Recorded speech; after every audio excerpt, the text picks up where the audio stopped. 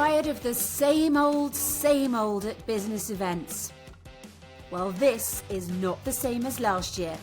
The podcast where we blow up the boring and lead the charge into the attendee-first era of business events. I'm Clare Forestier, a business event MC obsessed with transforming audiences from passive observers into dynamic participants at events. Each week we'll challenge the conventions, share actionable tips, and hear from fellow event rebels who are mastering the engagement game. Imagine your attendees begging for more after your next event.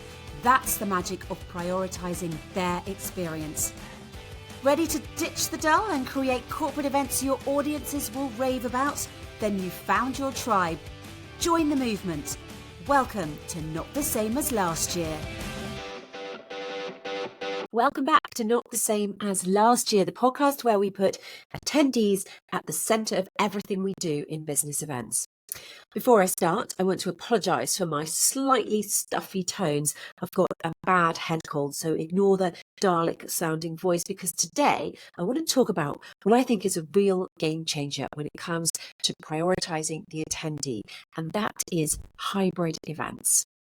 I believe these events combine the best of both worlds, in person and virtual. They create what we all really want from our events, a truly inclusive and engaging experience, because guess who benefits the most? Your attendees. And yet when I mention the word hybrid in a room full of event professionals, I do get a little bit of a mixed response. Hybrid events seem to be a bit like Marmite, the British spread, that sort of brown, yeasty, weird stuff that we put on our toast. You either love it or you hate it. Guess what? I love Marmite. I am your Marmite-loving, hybrid event adoring MC. But let's leave Marmite to the side, because the reason I am such a proponent of hybrid is because it literally puts the attendee at the heart of the event. Business event attendees now have more choices than ever before, and they therefore want to go to events, and they pick the events that they believe are worth their time and money. And that means we've got to offer them options. We've got to be as inclusive as possible.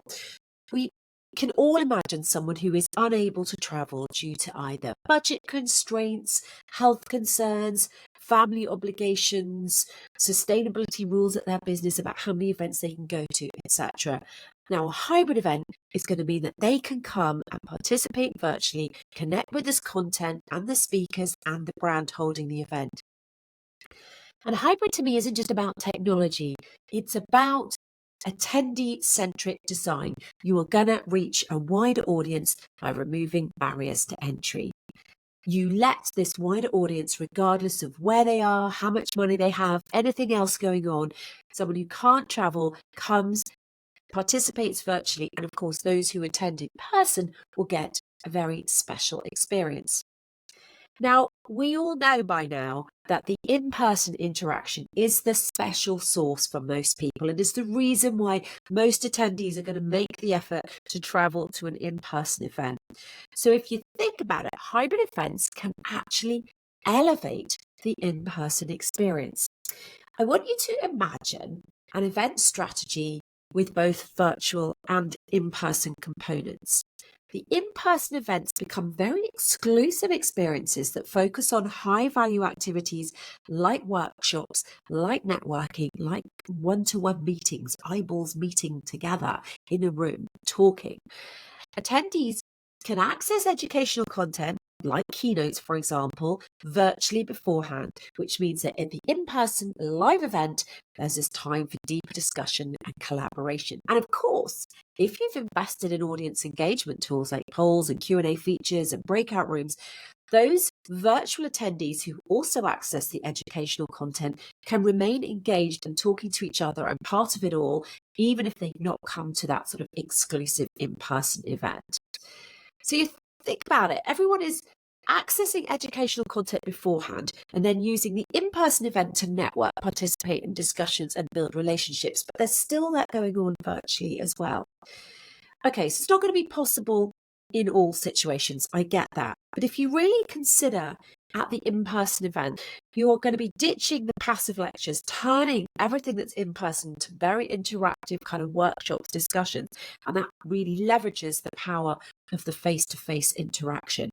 I want you to imagine your attendees that are coming together to build on the knowledge that they've already gained virtually so that they have this really dynamic, engaging in-person experience. Now, a common fear is that hybrid events could technically translate to fewer people coming in person. And I don't agree that this is necessarily the case, because I think you need to think about hybrid as allowing you to focus quality over quantity at in-person events. It makes them more valuable because it's not about giant crowds and crammed agendas. Instead, you are potentially focusing on high quality networking opportunities, one-to-one meetings, this kind of interactivity, the workshops I talk about, the seminars where people are building on the content and discussing and co-creating and really getting involved. So actually then everyone gets the most out of their travel and their investment in the time to come to your event, and they have this really intimate, focused experience. I'm going to make a statement now. Hybrid is achievable and budget friendly. What I'm trying to get you to realize is that hybrid doesn't have to be scary or expensive. It's more about having a hybrid strategy, if you like, for your event year. So instead of solely focusing on hybrid events, for example, maybe discuss the implementation of a hybrid strategy. So it will be things like marketing teams are often doing already. They're employing mixed formats such as in-person, virtual, or a combo of the two to create the right experiences for their business. So every event has a specific objective, whether it is building a community, providing training, disseminating content, driving sales, whatever it could be. And the chosen format would then align with your client's desired relationship with their customers or audience, so it meets them where they are. So therefore, it's really important that you select a format based on the specific objective and target audience, rather than going, okay, well, we're going to do virtual because it's cheaper or more cost effective or more people will come that way. And of course, if you do this, you're going to have to choose the right platform. Factors like scalability, interactivity, features, and the ease of use for both you and your attendees are going to differ. And you'll need to develop a communication strategy. So that means being clear with both your virtual and your in-person attendees about the format of this event, what their specific experiences will entail, and really advise against using terms like hybrid and virtual, because everybody has their own interpretations of what that means. They might not actually be that correct now, because what is now available in the marketplace, the technology that can help you deliver these events, will be very different from what people have experienced. For example, if your attendees only went to pretty crap virtual events, then that's what they're going to understand from virtual. But the technology available now can really allow pretty incredible experiences. And I have witnessed a lot of different virtual and hybrid events and in-person events, of course.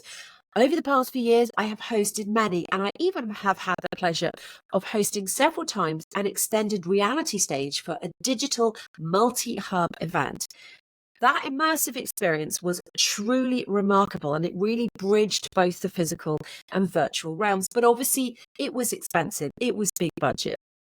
But the point is, I'm really thrilled when I see clients embracing the idea of a mixed format event strategy, because it's not only more profitable for them as they can reach a broader audience, but it's actually also beneficial for the environment, and it promotes inclusivity because there's no barrier to attendance.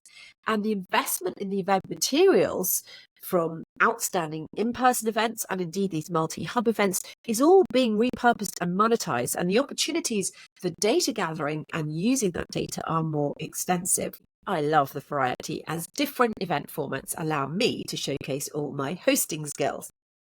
However, as I've said, some of those events were very expensive, and we can't ignore the cost and added complexity that comes with making something a hybrid event. Now, I believe adding a digital element to all live events is just going to become the norm, but it may still be a very gradual process for many organizations. Some of my clients returned after the pandemic to in-person only events, and they're not shifted. And it is interesting to hear their perspectives about why. I'd love to know how you're finding it at your organization as well. And even if hybrid to you is simply filming your in-person event sharing it afterwards, or setting up a live stream for virtual attendees, you are still helping more people to get involved, to come to your event in some form or other. You are being more inclusive. Attendees love this because they can participate from anywhere in the world. Accessibility is covered. It is flexible. They can choose the format that best suits their needs where they are at that time. It is valuable because they will get access to both in-person and virtual content. Of course, it's sustainable. People will reduce their carbon footprint if they can only attend virtually. And you are making it as engaging as you can. People can go beyond the passive learning and participate actively. I do believe that hybrid events are the future. They put your attendees first, and that's what it's all about. So if this episode has done little more than make hybrid less terrifying for at least one event planner, I will sleep better as a result. I'd love to know, please share how you are already doing this or how you are planning to incorporate hybrid elements into your events. And join in next episode where we're going to be exploring how you can help your speakers enter the attendee-first era of business events. So it's called Event Speakers, from one-way lecturers to engaging facilitators, and it's available next week.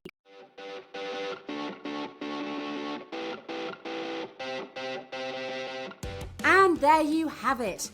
I hope you're inspired to revolutionize the attendee experience at your next event. Ready to dive deeper? Download your free guide, 5 Ways to Elevate Your Attendee Experience Without Breaking the Bank. The link is in the show notes. Subscribe to Not the Same as Last Year podcast, connect with me, Clare Forestier, on LinkedIn, or visit my YouTube channel for even more tips and insights to make your events a hit with your attendees. Don't forget to leave a review wherever you get your podcasts. Your feedback is going to fuel my mission. Stay tuned next week for another episode packed with inspiring ideas and practical strategies to put your attendee first.